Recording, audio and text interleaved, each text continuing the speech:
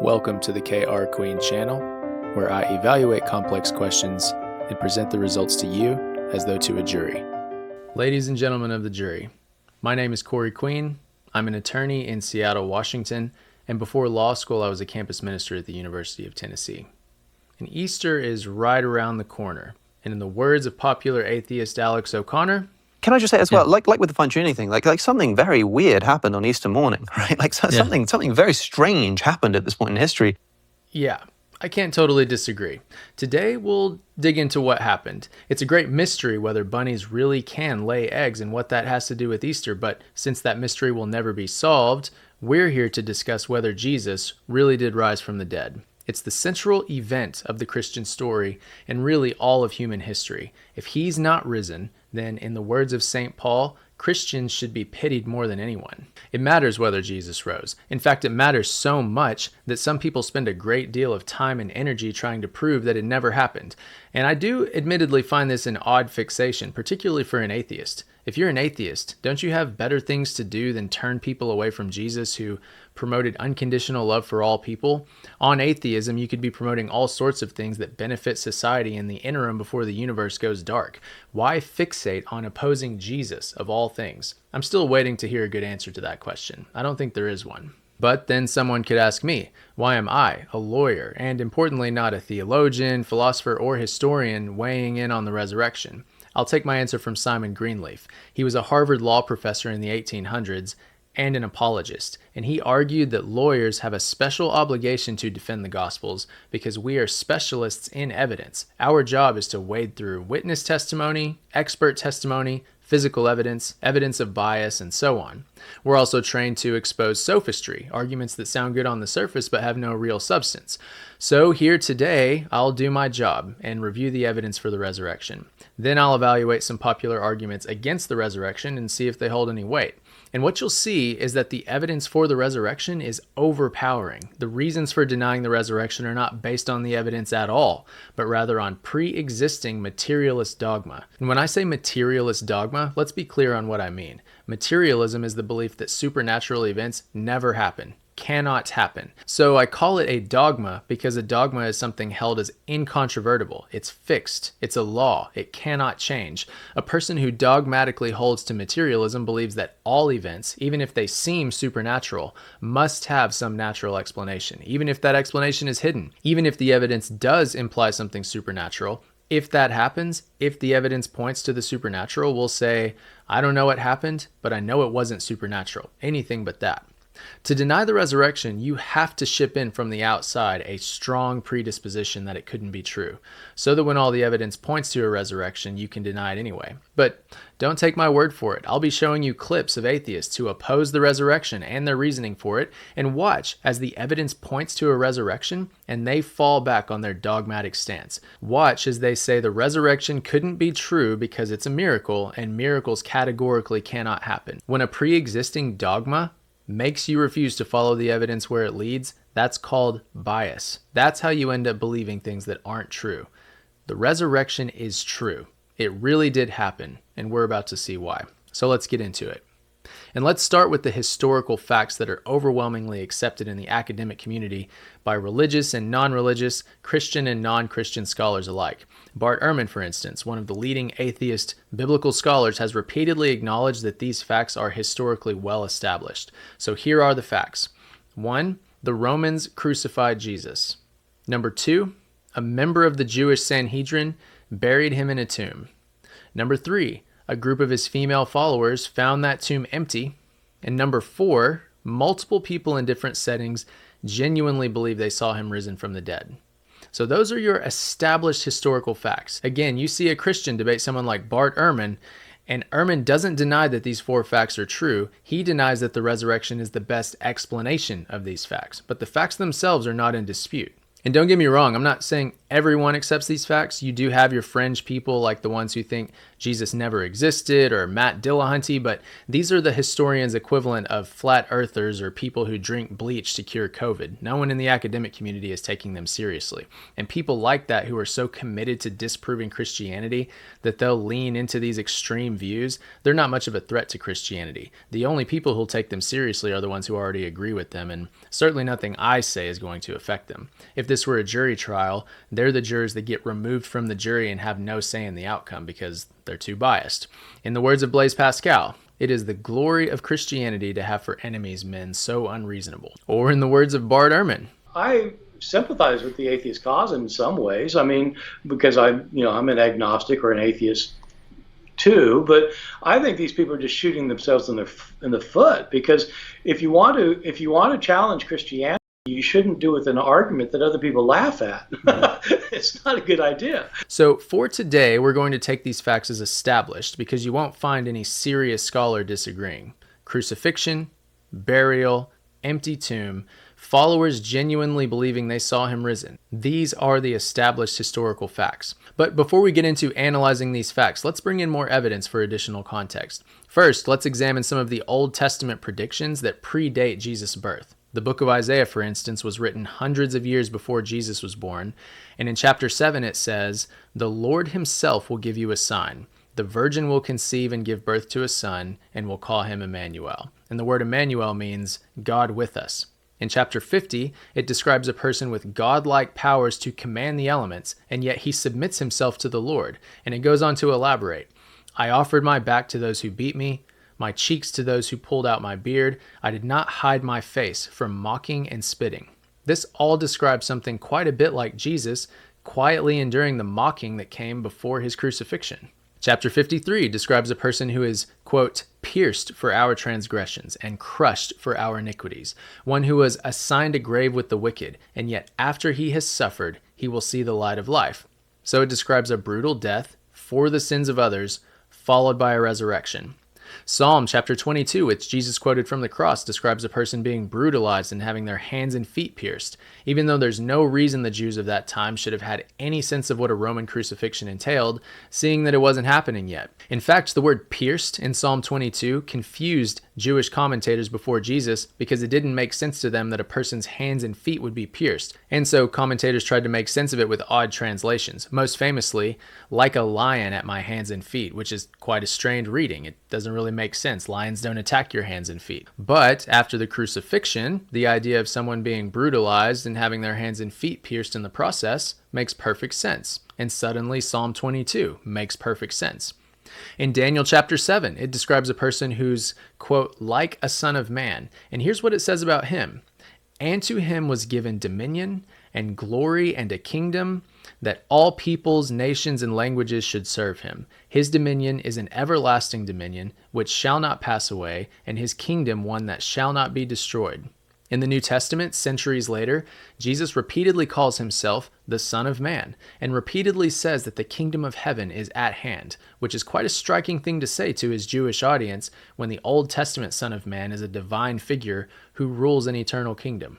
These are just a few of numerous Old Testament passages that seem to describe Jesus hundreds of years before he shows up. The entire Old Testament, beginning immediately after the fall of Adam and Eve, predicts this extraordinary offspring of Eve who's supposed to show up and crush Satan. When you read the Old Testament, start to finish, written by multiple authors across multiple centuries, so much of it points to this child of heaven, this Son of Man with godlike powers who's coming to save everyone. And some really good evidence of this is that the Jews of Jesus' day were anticipating their Messiah, or to use the Greek term for Messiah, Christ, because the Old Testament has promised them over and over again that this special person is coming, and so they're looking for him. This leads naturally into another piece of evidence. There were multiple other would-be messiahs cropping up around the time of the New Testament. They would gather a following, they would claim to be the Messiah or Christ predicted in the Old Testament, and then their movement would die precisely when they did. Yet again, no one is questioning this. These numerous other would-be messiahs are a well-established historical fact. And finally, one more well-established fact is that countless people from history through today have experiences that they believe to be supernatural. Near-death experiences, Miracles, healing, exorcism, visions of a man in white. And let me be clear, for the purpose of this analysis, I'm not saying those things are actually happening. Whether or not they're actually happening isn't the point. The point is that countless people claim it's happening, claim they've witnessed or experienced something supernatural. So yet again, we have an indisputable fact. Countless people across all time and cultures claim they've witnessed or experienced something supernatural. And not just credulous simpletons either. First-rate scholars, well-respected in their fields, rigorously analytical scientists and academics are having these experiences as much as anyone. And again, don't take my word for it. Just go ask the people around you. Have you ever seen a miracle or anything else that's best explained by a supernatural cause? And see for yourself how common it is. It won't take you long to find examples. So here's our list of established facts. Number 1, multiple Old Testament authors predict that God will send this special person to rescue his people, and the Jews are still eagerly waiting for their Messiah or Christ when Jesus is born. Number 2, Jesus is crucified by the Romans. Number 3, he's buried in a tomb. Number 4, a group of his female followers finds that tomb empty. Number 5, after that, multiple of his followers believe they've seen him risen from the dead. Number 6, since then, across all history and cultures, countless people have experiences that they attribute to the supernatural, many of which they attribute directly to Jesus. Again, no one is contesting these facts. We can take them as established, which allows us to proceed into the next stage of the analysis. Now we can decide what is the best explanation of these facts. Where does the evidence point? We treat this like any rational investigation. If I find a knife covered in blood, a person lying dead on the ground beside it with puncture wounds in their body, and the fingerprints of that person's worst enemy are on the handle, and I have an eyewitness telling me that they saw the enemy stab the person, I have a list of facts, and now I can proceed into analyzing them and deciding where they lead, where the evidence leads, even though I didn't see the event firsthand. With the facts around Jesus, here's one explanation. He was the Messiah predicted in the Old Testament. He really did rise from the dead, and he really is still alive to this day, appearing to people. That's one explanation. Now, before I give you some alternative explanations, just look at this list and ask yourself, what do you think is the best explanation of these facts? Where do you think the evidence leads? What happened? But to help us analyze this question in even more depth, let's walk through C. Bay and McCullough's method for analyzing history. McCullough is a Cambridge philosopher of history, and he has a really useful framework for these kinds of questions. So under his framework, we can ask what explanation of the facts has the best explanatory scope, explanatory power, and plausibility, and we can ask how ad hoc the explanation is. And let's make sure we understand these ideas. Explanatory scope refers to how much of the evidence is covered by the explanation. So, for instance, Jesus being the Messiah and Son of God explains all of these facts. We can see why prophets would have been able to predict his arrival and details of his life ahead of time. We can see why several people thought they saw him risen. We can see why several perfectly rational people to this day think they've met him firsthand. If Jesus really is the Messianic Son of God, it explains everything. It has broad explanatory scope. Explanatory power refers to how probable the explanation makes the data. In other words, if we take the explanation as true, how likely is it that these facts would have been the result? If we take Jesus as the Messianic Son of God, how likely is it that these facts are true?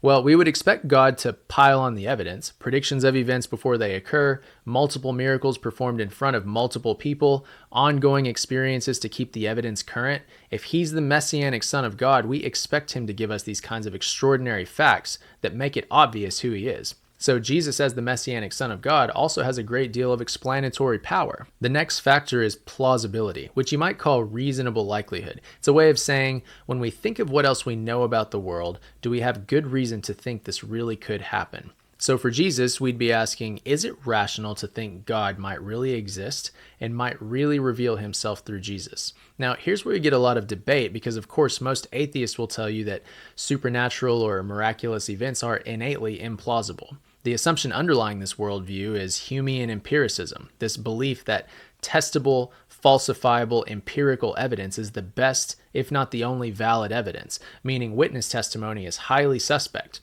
So unless something can be empirically tested, or in theory could have been empirically tested when it happened, then it is innately implausible. Now here's the thing. I agree that supernatural claims merit some increased scrutiny. Many people will believe anything and are eager to dramatize their experiences. So when they tell me their supernatural experiences, I listen with skepticism and often conclude that they're being gullible or reading too much into an otherwise mundane scenario. But there's an important difference between a skeptical stance like mine and dogma, a firm belief that supernatural phenomena are not just unusual or unlikely, but categorically impossible, or at least so highly implausible as to merit no real consideration.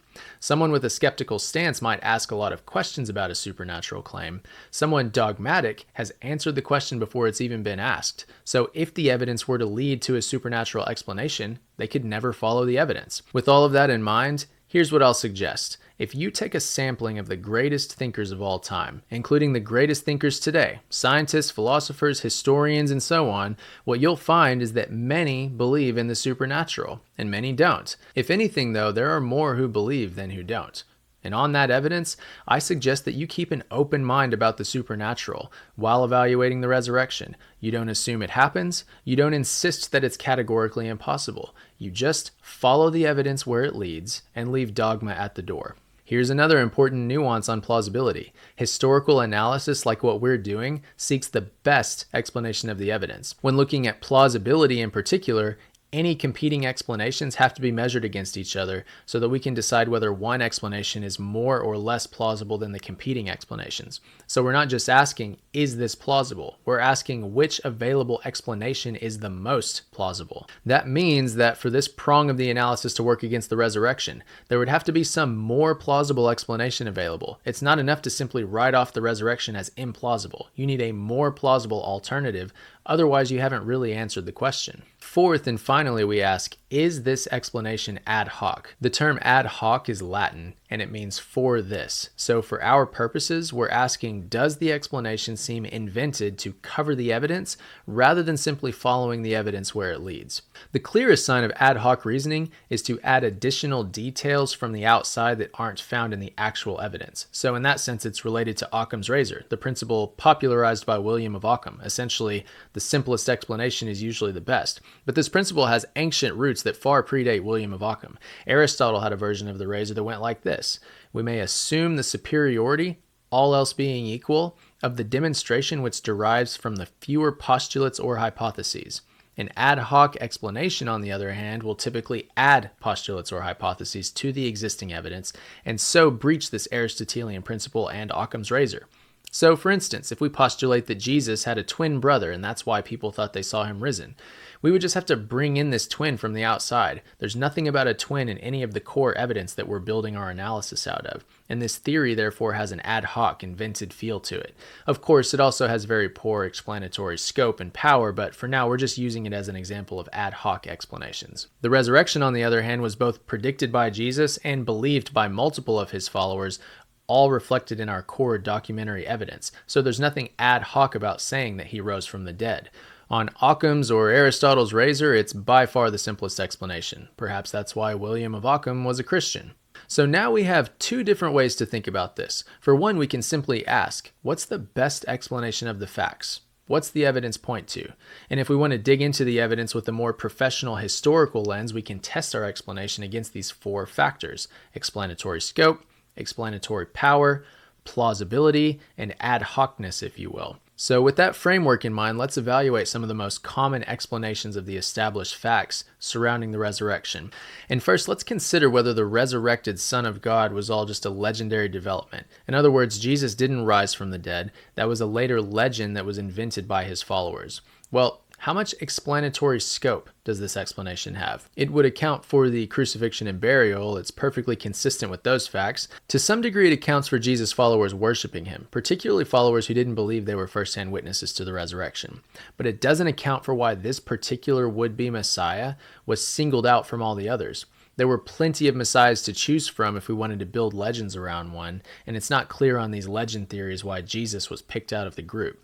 It also doesn't explain many modern supernatural claims, such as people who have visions of a man in white before they've ever even heard of Jesus, but then they later come to believe it was him. You can claim people familiar with Christianity convince themselves of delusions that they've experienced him firsthand, but it's a serious stretch to say that someone who's never heard of Jesus manufactured delusions of meeting him.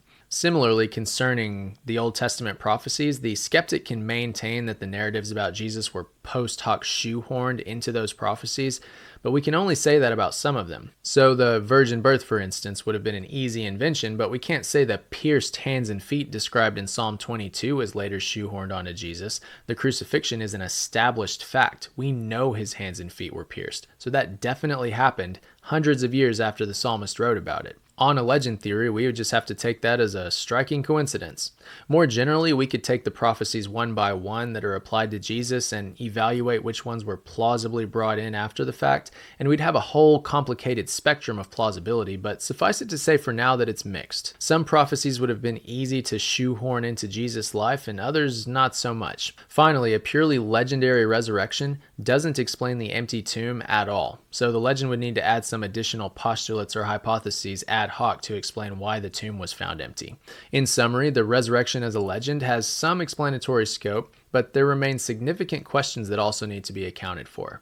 All right, what about explanatory power? In other words, if we assume that Jesus' first century followers invented legends around him, are the established facts we have in this case what we would expect to see? Well, the Jews of that era thought their Messiah would be a military leader who would crush the Romans. They had no expectation of a dying and rising Messiah. When Christians say Jesus is the Messiah, what they typically mean is that Jesus was the one set by God to die for the sins of the world and to be raised from the dead. There was no Jew in the days of Jesus who thought that's what the Messiah was going to be. There were no Jews who thought that.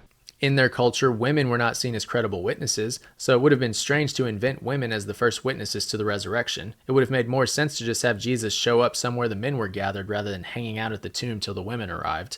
On a legend theory, we wouldn't expect any of the supposed first-hand witnesses to willingly die for the claim that they saw him risen, but there are strong historical reasons for thinking that Peter, Paul, and 2 different Jameses died for just that. And in general, Jesus' followers have a reputation from the very start, such as the writings of Tacitus and Pliny the Younger, for being impossible to dissuade from their Jesus worship. You can torture a Christian to death slow and brutal, and with their dying breath, they'll praise Jesus all the same. This is an unexpected phenomenon to develop while numerous first-hand witnesses to Jesus' execution are still walking the earth. And again, on a legend theory, we wouldn't expect many of the ongoing supernatural experiences that people have with Jesus, even when they've never heard of him. So explanatory power is weak here. If the first century followers had invented legends around Jesus, we wouldn't have expected these established facts to be the result. All right, what about plausibility? Well, it's not implausible at the most general level that people would build legends around someone they admire, but for reasons we just discussed, it's not plausible to think Jesus' followers would have invented these particular legends. It's also not plausible that these legends would have shown up so quickly. Again, the resurrection and fulfillment of Old Testament messianic prophecies is believed by Jesus' followers within months of his execution. And we can say this with confidence because in one of Paul's letters to the Corinthian church in the first century, he quotes a summary of Jesus' life, death, resurrection, and appearance to multiple witnesses that scholars date to within months of Jesus' execution. Conversely, the kinds of legendary embellishments being asserted by skeptics here would generally have taken decades, if not centuries, to develop. It's not plausible to think these legendary embellishments developed simultaneously with the events themselves. That just doesn't happen, and it's not clear why it would have happened in this case. So although legends are generally plausible, these particular legends aren't. As C.S. Lewis observed from his literary expertise, the testimonies around Jesus, extraordinary as they are, have all the marks of genuine history, not myth or legend. Finally, let's consider whether the legend explanation seems ad hoc, invented to explain the evidence rather than simply following the evidence where it leads. And again, let's just look at the established facts and ask, what's the most natural explanation of this evidence? What does this evidence imply? If you want to say the evidence implies a legend, then for one, Come on, no it doesn't. You have to come in with prior suspicion to say that. But if you insist on legendary development, you have to introduce new postulates and hypotheses to explain the seemingly fulfilled prophecies, the post-resurrection appearances, the peculiar unexpected features of these legends given their cultural context, the unheard of speed at which the legends developed, the ongoing supernatural experiences. Yet again, it's not hard to see why William of Ockham was a Christian. To attribute the resurrection to mere legend, you can kiss Occam's razor goodbye. You've replaced the razor with ad hoc atheism, and Aristotle would be appalled at the sheer volume of new postulates and hypotheses you have to introduce to evade the most natural explanation of the evidence. So can we say that the best explanation of the established facts is legends? Can we say this is a better explanation than what Christianity has to offer? Not even close. Now, the reason I started with the legend theory is because most popular theories about the resurrection are not standalone. And I'm talking about the hallucination and swoon theories. In other words, multiple people in multiple contexts hallucinated, and that's why they thought they saw the risen Christ. Or for the swoon theory, Jesus never actually died. These two theories are very popular among atheists, and I say they're not standalone because they would have to be added to the legend theory. Hallucination, for instance, would explain only why some of the disciples believed that they saw Jesus risen, but that's a very narrow explanatory scope. It has nothing to do with the prophecies, empty tomb, ongoing experiences, and so on. These theories are also just patently silly. For instance, the thought that a bunch of perfectly sane people hallucinated the risen Jesus, were willing to die for him, and all these other established facts occurred all by sheer chance. No reason for these extraordinary coincidences, not like the Christian view, which is that this is all part of a coherent plan designed to reveal God to humanity. No, it's just... Can I just say as well, like with the fine-tuning thing, like something very weird happened on Easter morning, right? Like something very strange happened at this point in history. Yeah, a bunch of weird stuff happened, and weirdly enough, it all happened around the same time, and how weird. Weird. And the swoon theory fares no better than the hallucination theory. To believe the swoon theory, you'd have to think the Romans botched the execution, they buried a living man, and then he showed up later all beat up and half crucified, but convinced everyone that he actually rose from the dead, and then what? He ran off into the wilderness, but convinced a bunch of people before he left that he ascended into heaven and should be worshipped? How ad hoc can you get? These competing theories have limited explanatory scope and power, they're highly implausible, and they're thoroughly ad hoc. The resurrection, on the other hand, if it really happened, makes sense of all the established facts. It is easily the most natural explanation of the evidence. If you simply follow the evidence, it will lead you to the risen Christ. So why is this debate still going on? Why don't people think it happened? Well, let's look at the common objections. First, we'll look at two scholarly objections, and then we'll address a few non-scholarly objections that are weak, but they're common enough to bear mentioning. As for scholarly objections, there are two main ones. First, you'll see Bart Ehrman, for instance, spell out a long list of contradictions found in the written accounts of Jesus' life, death, and resurrection. What time of day was he crucified? Was he crucified before or after the Passover? Did risen saints really flood the streets like zombies? How many angels were at the tomb? Where did Jesus go after his resurrection? Now, there are two ways to answer these claimed contradictions. For one, you can try to harmonize the accounts and show that they aren't really contradictions. Mike Winger, for instance, does this really well in a video series I've linked in the description. Almost always when atheists claim a contradiction, it's easy to reconcile. Flooding you with a long list of claimed contradictions is just a cheap debate tactic, since most people won't be able to answer them all off the top of their head, nor would they have time to if they could. But if you want to try and harmonize them, there are plausible answers to all of them. Or alternatively, you can accept the contradictions as contradictions, but simply get into the historical, cultural, and literary reasons one would expect such accounts to contradict, even when they substantively agree. A very different Mike from Mike Winger is Mike Lacona, who has some excellent research along those lines, also linked in the description. Both of these approaches are fine as far as I'm concerned, but for the purposes of this discussion, I'm not doing either, because the entire conversation about contradictions is a red herring. We have already reached a list of established facts that are accepted by secular and religious historians alike, or just accepted by common sense, and regardless of any supposed contradictions, these established facts are not in question. Contradictions would at best establish that the narratives are unreliable and would raise questions about which events we can trust really happened. But this question of historical reliability is logically prior to these facts that are already granted as established. In other words, we've already answered that question. We already know that we have enough evidence to strongly establish these core facts. facts. So think of it this way. We have evidence, manuscripts, testimony, our knowledge of the culture and literary genre, etc. And from this evidence, we've built a list of established facts that no one can reasonably question. And then we proceed into the main inquiry. What is the best explanation of these established facts? What's the best explanation of the evidence? When a skeptic says the best explanation can't be the resurrection because look at all these contradictions, they're reverting back to an earlier stage of the analysis that's already been settled. We're not talking about what facts can be reliably established anymore. We already have our list. We're now trying to decide what the best explanation is of those facts, which is a totally separate question. So taking aim at these contradictions is a complete red herring. It's a distraction from the actual question. If anything, it's an attack on the doctrine of biblical inerrancy, which is perhaps why Christians are so quick to dive into the weeds and try to answer every single contradiction. And again, there could be a place for that, but not here in this analysis. Here, it can only be a distraction from the real question. In fact, this is a tactic that I see all the time in my cases. If I have a nice, tidy, airtight case, the first thing my opponent will do is try to get the jury fixated on some complicated side question that has no real bearing on the question before the court.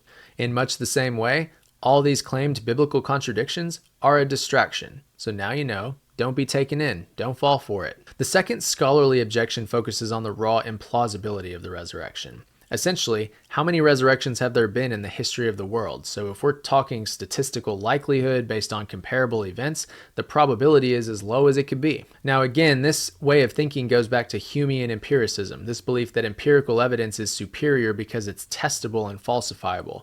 And since miracle claims can only ever be supported by testimonial evidence, they are inherently suspect. Of course, this line of thinking eliminates all history since no historical event can be empirically tested, but in reply, a skeptic like Ehrman will say that even if normal historical events can't be empirically tested, at least they in principle don't violate any natural laws that can be tested. So for instance, against Justin Bass, Ehrman argued, in terms of the laws of physics, if you take a cup of coffee, or in this country, tea, and you pour some cream in it and you stir it up, because of the second law of thermodynamics, the cream disperses throughout the coffee or tea.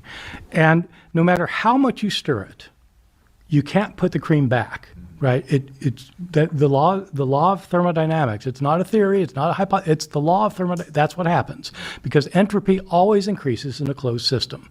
Okay, so that's a law, and which means it is, to our knowledge, it has never been violated. Now, suppose that there's somebody who says that in 1920, suppose you have 5 people, suppose you have 10 people who say in 1920, they saw a guy put cream in his coffee and he stirred it till it dispersed and he kept stirring and then the cream came to the top just like that.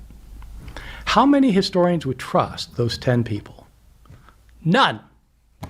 This line of thinking has a few problems. For one, this kind of empiricism, this belief that empirically testable evidence is superior to all the others, there is zero empirical evidence that supports this view, so it's self-refuting. That's the most obvious problem. Common sense will tell you there are all sorts of questions that empirical evidence won't help you with, like who won the game last week or whether it's wrong to sleep with your neighbor's spouse. Plus, what empirical evidence we do rely on, we almost always receive secondhand. We didn't run the experiment ourselves. We're accepting the eyewitness testimony of whoever ran the experiment, and we're accepting their interpretation of the results. In all of my cases, expert scientists will review the same evidence and strongly disagree on the interpretation of the results. And to moderate their disagreement, we have to bring in other evidence that isn't empirical, such as evidence of bias. So of course, empirical evidence is useful, but it's not rational to rely on it to the exclusion of all other evidence. In fact, it's not even possible. No one actually follows empiricism in practice. Every day we make perfectly rational decisions based on evidence that isn't empirical.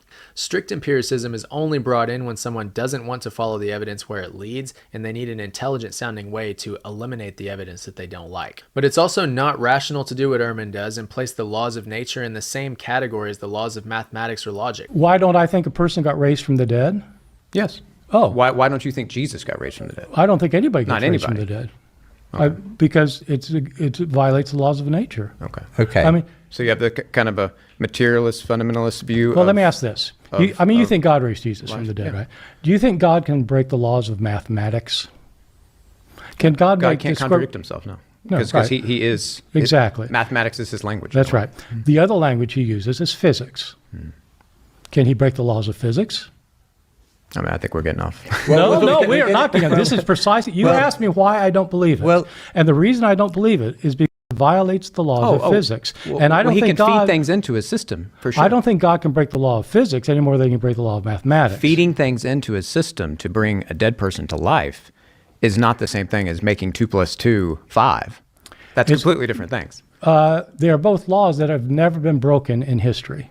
The laws of mathematics and logic are languages for describing what can be experienced, and when you divorce them from reality, they cease to mean anything. That's why it's impossible to draw, for instance, a square-shaped circle. Not because it's physically impossible, but because square-shaped circle is a meaningless combination of words. You're not describing anything. It's not just impossible to do, it's impossible even to imagine. It's a meaningless concept. Miracles, on the other hand, are easy to imagine. There's the way nature ordinarily works, but it's easy to imagine, say, a person walking on water. It's not a meaningless concept, it just doesn't typically happen. Oxford mathematician and philosopher John Lennox put it this way in his debate with Richard Dawkins. I do not think that miracles are violations of the laws of nature, because the laws of nature describe what normally happens. God, who is the God of this universe and created it with its regularities, is perfectly at liberty to feed a new event into the universe. Just as C.S. Lewis makes a point, if I put $2 plus $2 in my desk tonight, $4. If I find in the morning is $1, I don't say that the laws of arithmetic have been broken. I say the laws of Alabama have been broken.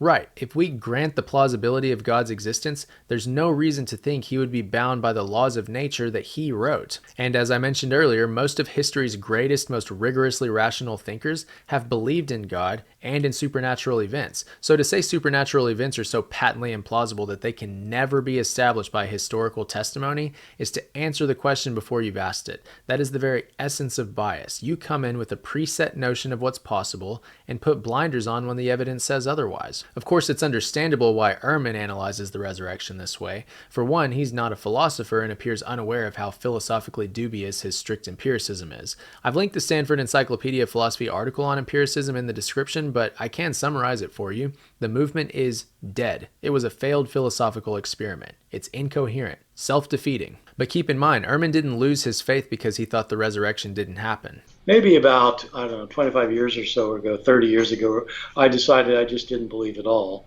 Not because of my biblical scholarship, but because I was wrestling with this problem you mentioned earlier, the problem of evil, and how you can explain this world if there's a God who's in control of it. See, he lost his faith over the problem of evil, which isn't a historical consideration at all. It's a philosophical one. But he's a biblical scholar. What is a biblical scholar to do with the resurrection when, on separate philosophical grounds, he's decided that God doesn't exist? The best he can do to upend the resurrection is to ship in dogma from the outside, strict empiricism. It's philosophically debunked, clearly self-refuting, but it permits him to ignore where the evidence leads. And notice, he doesn't offer any alternative to the resurrection. He simply insists that wherever the evidence leads, it couldn't be a resurrection because miracles simply can't happen. Do you see what he's done? He's a biblical scholar with some knowledge of history, sure, but he's not rejecting the resurrection on historical grounds. To deny the resurrection, he has to step out of his area of expertise and smuggle in bad philosophy. In that sense, he's quite a bit like Dawkins, whose scientific expertise got him noticed, but he just used it to smuggle bad philosophy to the masses. So decide for yourself whether you'll follow the evidence where it leads, or instead ignore any evidence that violates your pre-existing dogma.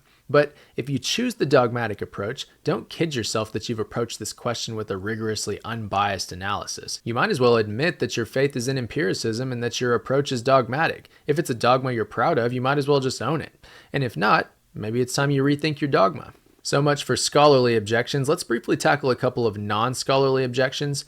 Again, these are not strong, they're just common, so we might as well address them. And here's one that I've gotten several times.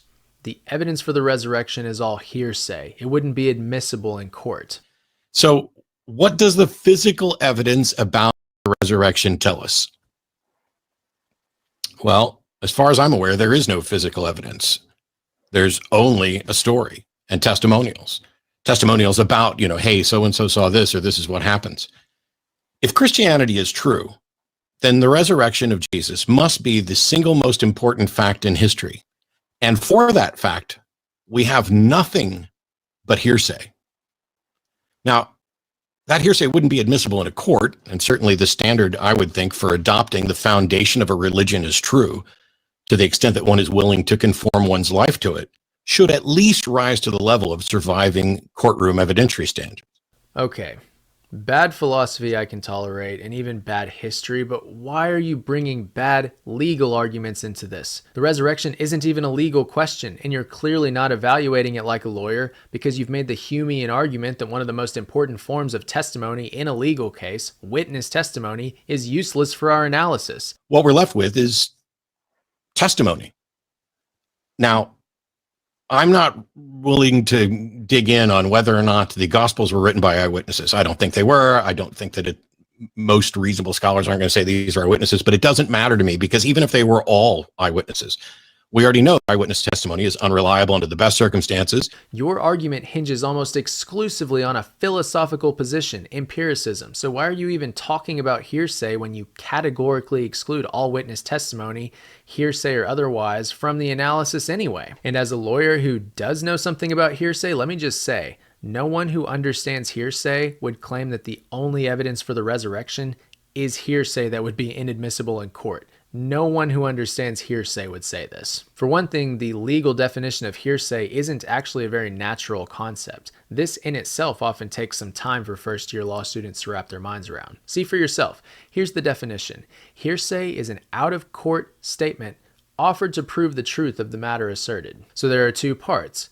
One, we're not hearing the statement firsthand, and two, the reason the statement is being offered now is to prove that it's true. So just on the bare definition alone, this means that one statement might be hearsay if it's being brought in to prove that the statement is true, but the same statement might not be hearsay if it's offered for some other purpose, such as to prove bias. So already, if we want to play this little legal game, there are several instances where our use of New Testament documents simply doesn't fit the legal definition of hearsay. For example, Paul famously writes in Philippians, "I can do all things through Christ who strengthens me." If we take this statement as evidence of Paul's state of mind, that he sincerely believed the risen Jesus was alive and actively strengthening him, then it's not hearsay by the legal definition. But we don't have to stop at the definition. There's also a long list of hearsay exceptions, meaning even if it does fit the definition of hearsay, it's still admissible in court. It's an exception to the general rule that hearsay is inadmissible.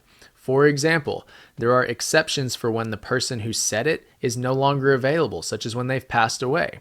There's the excited utterance exception, meaning the statement was made while excited by some startling event. There's the recorded recollection exception, meaning the witness doesn't remember the details now, but wrote them down when they could remember. There's the public records exception, which is just what it sounds like, records kept by a public office. There are exceptions for various religious records, family history, baptisms, marriages, birth, death, and so on. There's an exception for ancient documents, period. If they're old enough and have markers of authenticity, they're admissible. There are various exceptions for reputation in the community, whether that's reputation about a person's family history or reputation about their character. There's an exception for criminal convictions that carry a death sentence, like, I don't know, a crucifixion. I could keep going. There are lots of these, but maybe you get the point. Claiming that all the evidence around Jesus' resurrection is hearsay and therefore would not be admissible in court, let's just say there's a reason that no serious scholars are making this argument.